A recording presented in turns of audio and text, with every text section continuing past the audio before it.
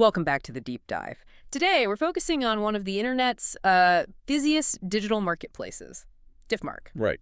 And their whole thing is promising these really, really cheap video game keys. Yeah, we're talking 50% off, sometimes even more. It launched back in 2018, I believe, as a peer-to-peer exchange. Exactly. And on the surface, it looks stellar.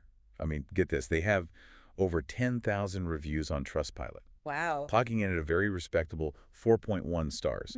But, and this is where it gets really interesting for you, our source material shows this huge conflict in the data. A conflict? How so? Well, while Trustpilot seems to love them, other places like SiteJabber rate them way, way lower, like 2.3 stars. That is a massive discrepancy. It is. So our mission today is to really unpack why this marketplace is in such a legal gray zone and what that star rating difference actually reveals. Okay, let's get right into it. The deception. Those high ratings have to come from somewhere. I'm guessing it's the few people who actually get a legitimate game key. That's the theory. But the low ratings are fueled by what we're calling the product switch. And what is that exactly? The product switch is, well, it's fundamental to their whole model. You think you're buying a unique key for a game, let's say Elden Ring. Right, a standard key I can just plug into Steam. Exactly. But instead, the seller often just delivers the login and password for a shared Steam account. That's the gray zone right there. A shared account. And I've read that when you, as the buyer, get those details, the instructions are very specific. They are. Immediate and specific, you're told. Yeah. Log into this account, download the game, and then Instantly switch to offline mode. Yep, instantly. Why is going offline so crucial for them? What are they trying to hide? Because the entire transaction is built on a core violation. It's a direct violation of the Steam subscriber agreement. Okay. Steam explicitly forbids you from selling, transferring, or sharing accounts, period. Going offline is just this, desperate attempt to not get caught. It's less a gray zone and more of a black market. So let's talk risk. If you're trying to save, say, $20 on a new game, what's the absolute worst-case scenario you're walking into? The risk is severe. And you really need to understand the gravity here. Steam can, and they absolutely do, permanently ban any account caught doing this. Any account. Any account they can link to the violation. So if Valve connects your main account to this sketchy shared one, you could lose your entire game library. Wait, so just to be clear, someone trying to save $20 on one key could accidentally wipe out hundreds, maybe thousands of dollars worth of games they already own. That is the insane gamble you're taking. And the risk doesn't even stop there. There's more. Oh, yeah. Let's say you use the account for a few weeks, no problem.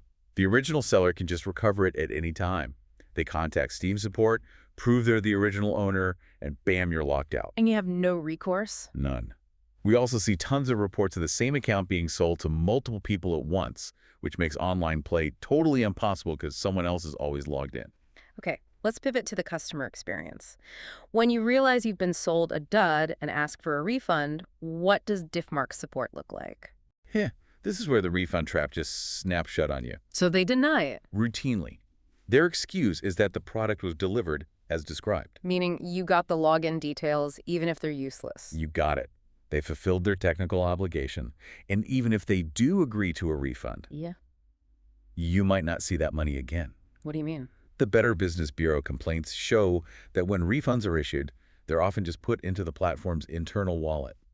Your money is trapped inside Difmark's system. Forcing you to buy another risky product from them. It's a closed loop. And what's really fascinating in a, very unethical way are the reports of sellers threatening to delete negative reviews if you want them to even consider giving you a refund. Yikes. So this whole thing is way more precarious than a low price tag suggests. Some legit keys might exist on there, but the risk of a permanent ban on your whole library just makes it not worth it. absolutely.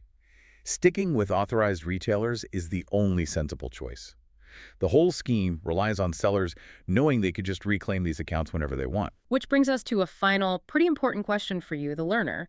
Given that these shared accounts are so easily recoverable by the original owners through Steam support, what essential security measure are these sellers likely neglecting? And how could that neglect open them up to massive risk from the platform itself down the line? We came here to unpack this gray zone, and I think what we found is that the risk is far darker than just gray. We'll leave you with that thought.